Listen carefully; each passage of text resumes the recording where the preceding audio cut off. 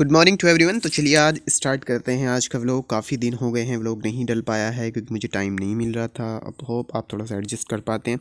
देखिए स्टडी ऐसी है जिसमें कि टाइम नहीं मिल पाता, तो आज 7:26 पर हम व्लॉग स्टार्ट करते हैं अपना। तो देखिए कुछ जो अननेसेसरी थिंग्स हैं, जैसे कि कह सकता हूँ मैं, जो मेरा ब्रेकफास्ट है और लंच है वो आज मैं इंक्लूड नहीं कर पाया।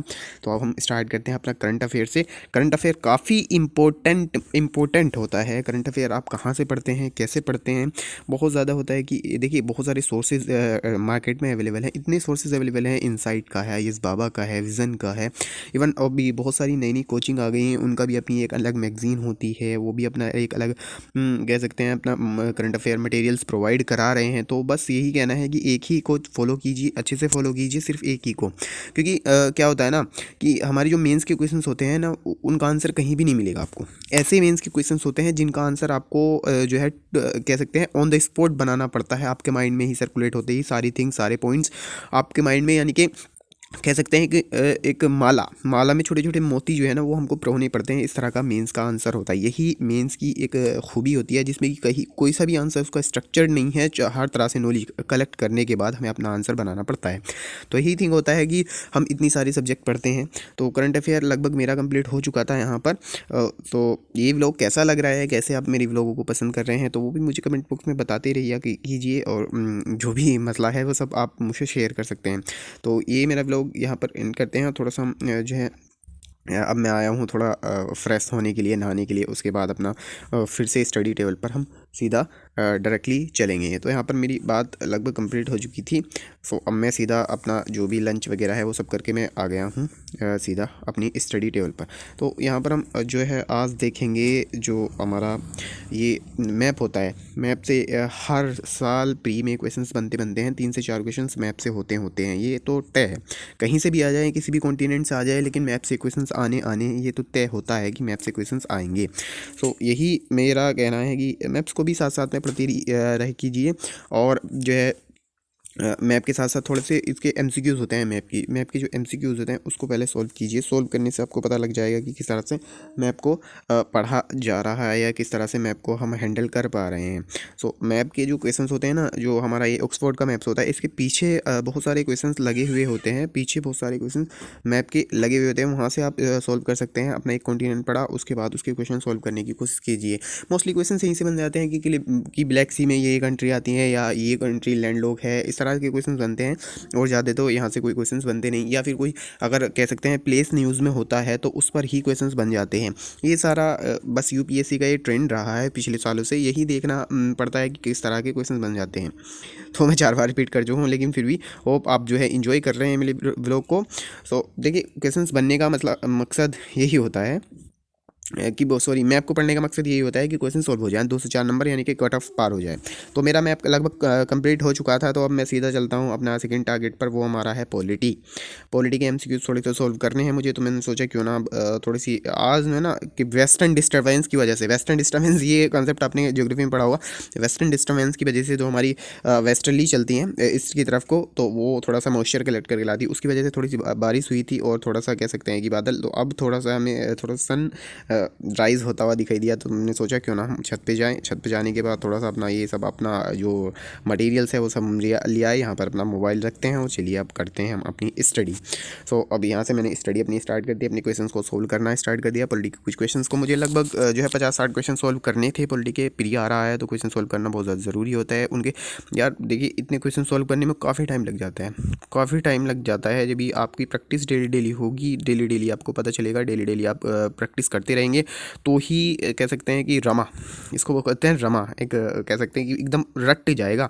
यानी कि आपकी जो है आदत में या हैबिट में बन जाएगा कि हाँ इतने सारे क्वेश्चन सोल्व करने हैं। 100 क्वेश्चन होते हैं, 100 क्वेश्चन को सोल्व करने में काफ़ी टाइम लग जाता है। 100 क्वेश्चन काफ़ी टाइम में सोल्व होते हैं। 3 घंटे तो इनफ नहीं है, क्योंकि जो यूपीएससी का क्वेश्चन पेपर होता है ना प्री का, आप उठा के देखिए कितने लंबे लंबे उन्होंने कह सकते हैं स्टेटमेंट दिए हुए होते हैं। काफ़ी लंबे लंबे स्टेटमेंट। कोई स्टेटमेंट तो ऐसा होता है कि अभी हमने पढ़ा ही नहीं इस तरह से, और कोई स्टेटमेंट ऐसा होता है जहाँ का हमें 2 पता है, तीसरे पे अटक जाते हैं या फोर्थ पे अटक जाते हैं। इस तरह से बहुत ज़्यादा होता है। तो क्वेश्चन सॉल्व करते रहना चाहिए डेली के डेली। 30, 20, 50, 100 जितने भी आपसे हुआ करें उतने क्वेश्चन सॉल्व कर दीजिए। अगर 2023 का दे रहे हैं तो ज़रूर किया कीजिए। होप आप जो है अच्छे से अपनी प्रिपरेशन को कर रहे हैं। तो मेरी लगभग यहाँ पर अपने क्वेश्चंस को सोल्व करना काफ़ी टाइम हो चुका था। क्वेश्चन सोल्व करते करते 50-60 क्वेश्चन सोल्व कर लिए। तो मैं नीचे आया तो फिर मैं अपना सामान रखने के बाद ऊपर गया, तो देखा ऊपर से मैं नीचे आ गया था, लेकिन बाद में मुझे आपको दिखाना था तो मैं इस वजह से ऊपर आया। तो ये इधर देखिए फिर से जो है बादल आ गया है, बादल आ गया है, तो बारिश भी होने की कगार पर है वेस्टर्न डिस्टर्बेंस की वजह से। तो हमने सोचा चलिए अब फिर चलते हैं अपने स्टडी टेबल पर और मोस्टली जो है स्टडी अपनी करते हैं, जो भी हमारी आगे की बची हुई स्टडी है। तो अपना स्टार्ट करते हैं। काफ़ी टाइम हो गया था, लगभग शाम हो गई थी, तो यहाँ हमने स्टडी अपनी स्टार्ट कर दी। तो यहाँ पर हम थोड़ा सा ये कह सकते हैं इन्वायरमेंट को हम थोड़ा सा रीड करने की कोशिश करेंगे। शंकराइस के से बनाए हुए मेरे ये नोट्स हैं अभी जो आपने देखे। शंकराइस से मैंने जो भी नोट्स बनाए थे उन्हीं को मैं पढ़ने की कोशिश कर रहा हूँ। तो इन्वायरमेंट से हर साल जो है 15 से 17 क्वेश्चंस आते हैं इन्वायरमेंट से। इन्वायरमेंट को अच्छे से पढ़िए, उनके क्वेश्चन सॉल्व करने की कोशिश कीजिए।